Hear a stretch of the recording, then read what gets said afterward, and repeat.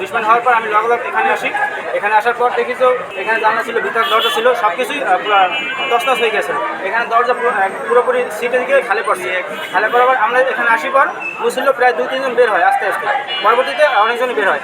তারপর এখানে যে লোকটি ছিল আর কি বাবা, সে বের হয়ে মানে আগুনে দগ্ধ ছিল পুরোপুরি।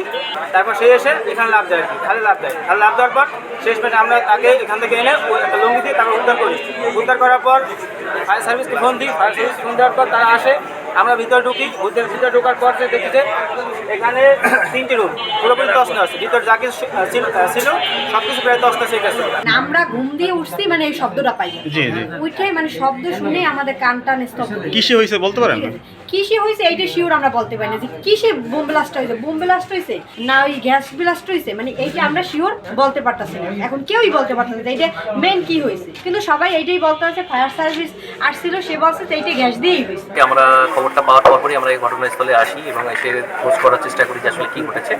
সেখানে আপাতত দৃষ্টিতে যেটা মনে হচ্ছিল যে গ্যাসের যে একটা আমাদের আগে অলরেডি ফায়ার সার্ভিস টিম এসেছিলেন, তাদের কাছ থেকে যতটুকু জানতে পেরেছি যে গ্যাসের কোনো লিকেজ থাকলেও থাকতে পারে, ঠিক আছে। বাট জিনিসটা এখনও তদন্তাধীন।